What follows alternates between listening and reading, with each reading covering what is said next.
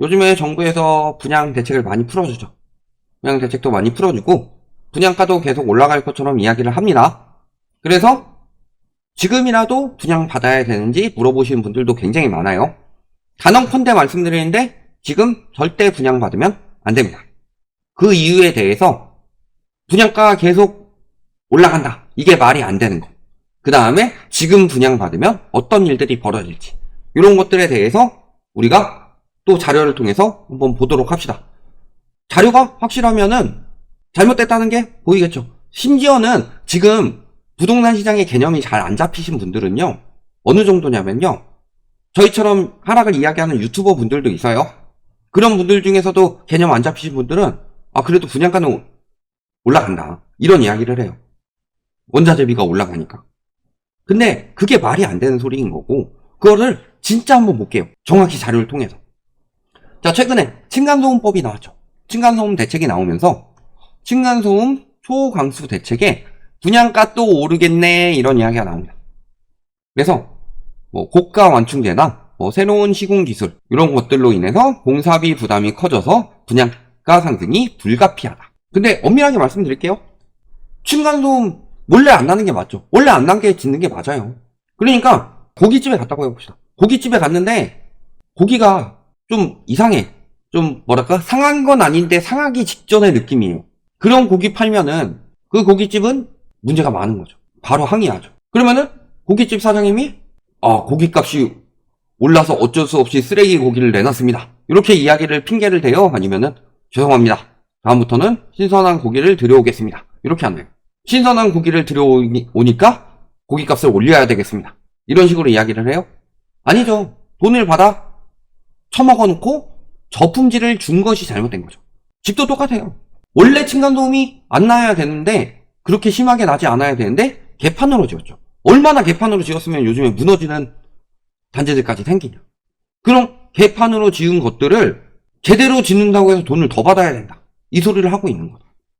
그리고 또 한 가지 우리가 생각하셔야 될 게, 자, 제가 여기다가 왜 파란색으로 색깔을 칠했을까요? 자, 층간소음 기준 임팩트볼을 1m 높이에서 떨어뜨렸을 때 아래층 소음이 49dB 이하. 요거 50dB에서 49dB로 낮췄죠.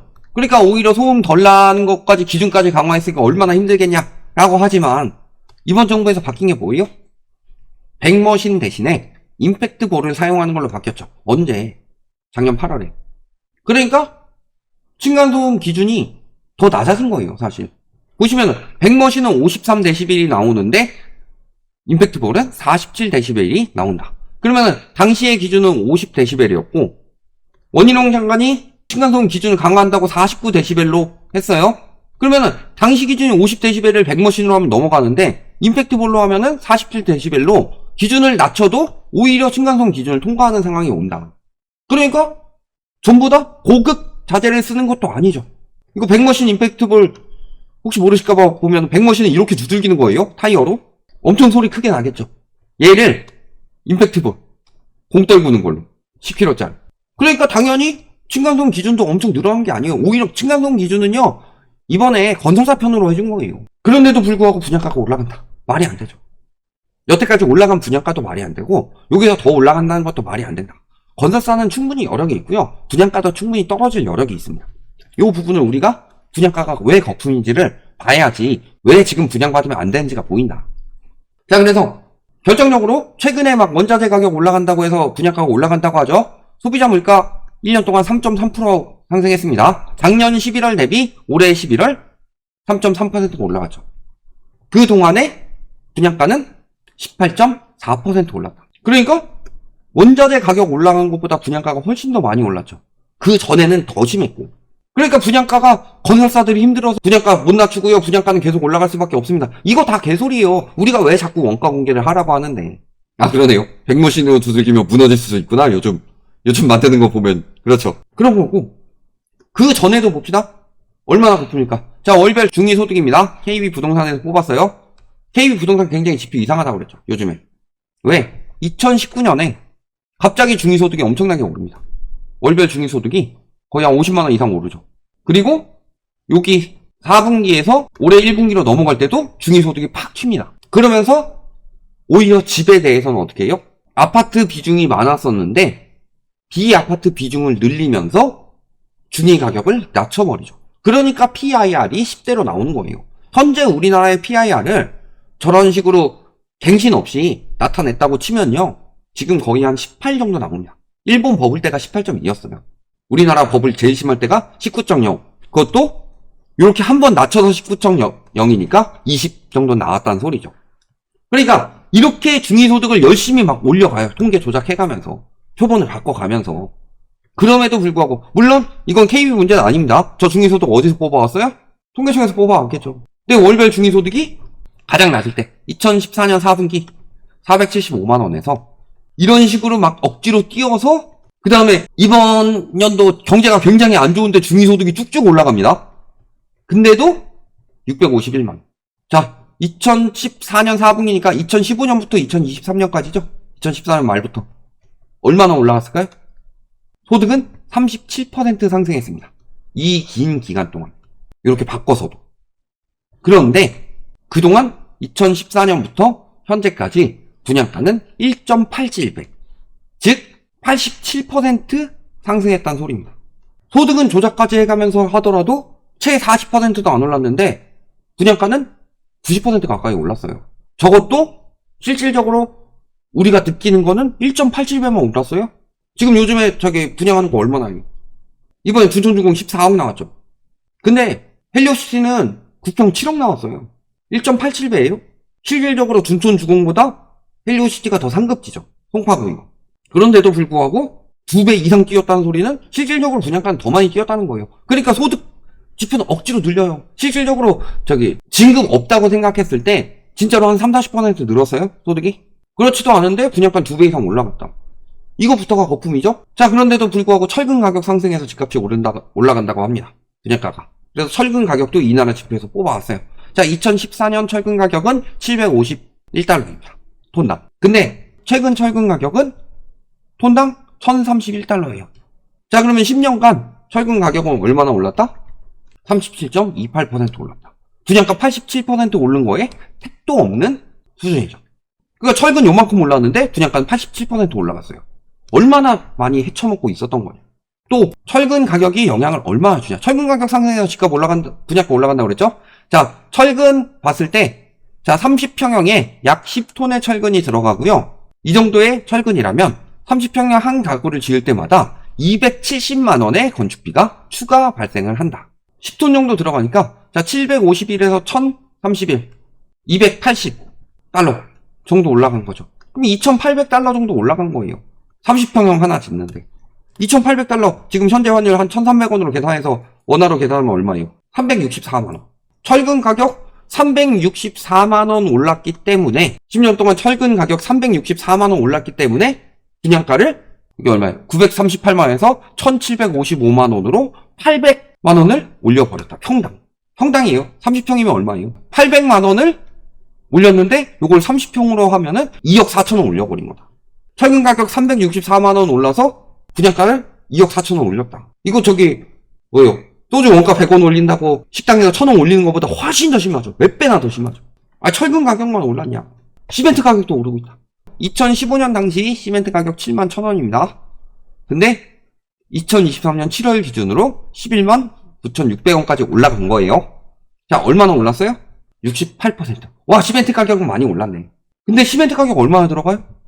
자, 아파트 한 세대 짓는데 약 20톤의 시멘트가 투자되고 시멘트 구매 비용은 186만원이다. 평당 62,000원. 그래서 시멘트 구매 비용은 0.4%에 불과한데 시멘트 올라가고 철근 올라간다고 분양가를 억 단위로 올려버린 거예요. 지난 10년간. 자, 20톤이에요? 자, 여기서 여기 빼면은 대략 5만원 정도로 계산합시다. 많이 쳐줘서. 5만원씩 20톤이에요. 얼마예요? 100만원이죠, 100. 시멘트 가격 100만원 올라가고, 그 다음에 철근 가격 약 400만원 정도 올라갔다고 합시다. 올림해서. 그래서 30평형 하나 짓는데 시멘트 가격, 철근 가격 합쳐서 한 500만원 정도 올라갔어요. 그러니까 분양가는 2억 4천원 올려버린다. 이게 현실적인 제대로 된 분양가예요? 그러니까 분양가가 빠질 수 있다고 말씀을 드리는 거예요. 원가가 올라가더라도 분양가가 빠질 수밖에 없는 이유. 원가 이상으로 많이 올렸으니까. 그런데도 사람들은 저런 거를 제대로 안 따져보고서 속아서 산다니까요? 아, 분양가 계속 오르겠구나 하고. 제일 중요한 거 빼먹었죠. 땅값. 자, 땅값 변동률입니다. 부동산에서 뽑았어요. 땅값 변동률이 계속 이 정도로 상승하다가 작년에 집값 떨어지니까 땅값 빠졌죠. 결국 집값 떨어지면 땅값 빠져요. 그래서 땅값 얼마나 올랐냐? 44.9%. 분양가 오른 거에 택도 없죠. 분양가는 87% 올랐다는데. 이런 것들 다 보시면은 분양가가 이렇게 올라가는 게 상식적으로 말이 안 되고, 상식적으로 원가 공개를 왜 못하고 있느냐, 원가 공개를 왜 정부에서도 안 하고 있느냐, 그 다음에 SH가 원가 공개한 걸 보니까 왜 훨씬 쌀 수밖에 없느냐. 그러니까 이런 것들 올라가서 분양가 올라가는 건 말이 안 된다. 오히려 더 깎아줘도 모자랄 판이다. 소주 100원 올라간다고 식당에서 1000원 올라간다고 난리 치지 말고, 분양가 올라가는 거는 100원 올라갈 때 10,000원씩 올리고 있었던 거예요.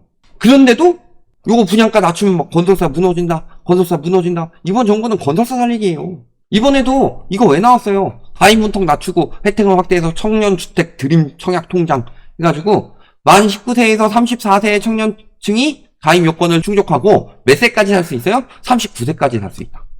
그러니까 빠르면 5년 내에 살아, 늦어도 20년 내에는 빨리 살아, 이런 건데 자꾸 이런 식으로 부추기는 거죠. 지금 이 가격에 분양가 빠지기 전에 받아라, 분양가 유지하기 위해서. 그러면서 누구를 끌어들여요? 청년층. 받을 수 있는 사람이 34세예요. 34세면은 글로벌 금융위기 터질 때 몇 살이었어요? 지금부터 15년 전인데 19세예요. 19세. 이때 부동산에 관심 가지고서 나는 부동산에 엄청 공부를 열심히 해가지고 부동산으로 재벌이 돼야지. 누가 그렇게 생각해요? 이때 이제 막 대학생을 즐길 텐데. 그러니까 이런 사람들, 잘 모르는 사람들 계속 끌어들이는 거 아니에요, 청년층을. 왜 청년층한테 자꾸 분양을, 혜택을 주느냐. 그것도 과도하게. 왜냐면 중장년층한테는 혜택을 줘도 안 받으니까 청약통장 4.5% 개이득 하면서 대출 2%? 아유, 분양은 안 받아. 분양가 떨어질 때까지. 그런 거다. 그래서 이 가격은 지금 거품이 엄청나고, 저희가 여태까지 계속 말만 했는데 이거 다 자료 보시면은 분양가가 왜 지금 말이 안 되는 가격인지가 다 보이죠. 그럼 지금 분양받거나 분양 안 받거나 이 부분을 생각을 해야 돼요. 근데 지금 고분양가라서 미계약이랑 미분양이 증가하고 있죠. 지금 분양 안 받는 사람들은 어떻게 돼요? 기다리면은 건설사들이 할인 분양합니다. 할인 분양하면 분양가 어떻게 돼요? 떨어지죠. 그 다음에 할인 분양 뿐만이 아니라 미계약 미분양이 증가하면 무슨 일이 또 터져요? PF 부실이 터지기 시작하죠. PF 부실이 터지면 어떻게 돼요? 토지가 경공매로 나옵니다. 건설사가 망하면서. 그러면은 땅값이 떨어지죠. 이게 또 분양가 하락으로 이어진다. 근데 이런 구조를 모르고 분양가는 계속 올라갑니다, 이 말에 속아서 분양을 받았어요. 분양을 받았는데 이런 PF 부실이 속출하게 되면은 무슨 일이 벌어져요? 건설이 중단되는 경우가 생깁니다. 요즘도 많이 터지고 있죠. 공사 중단하는 곳들. 아까 태땡 건설 말씀하신 것처럼. 그러면 어떻게 돼요? 입주를 못해요. 계약금 중도금 내놓고서 묶이는 거예요. 그러니까 왜 분양받지 말라고 하느냐.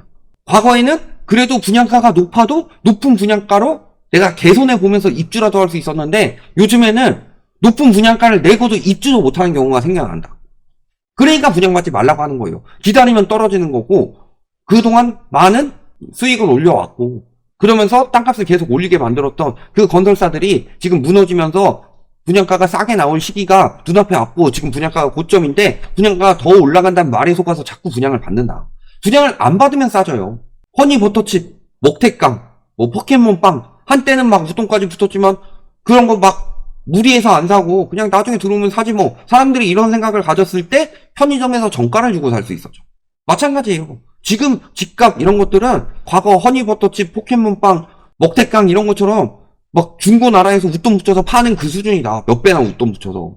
우리가 그거를 왜 사줘야 돼요? 기다리면 정상가가 될 건데. 매매가도 마찬가지고 분양가도 마찬가지고. 그러니까 지금은 절대 분양받지 마라. 지금 분양가가 합리적인 곳은 민간 분양은 어림도 없고 공공 분양도 없다. 여기까지 말씀드리겠습니다.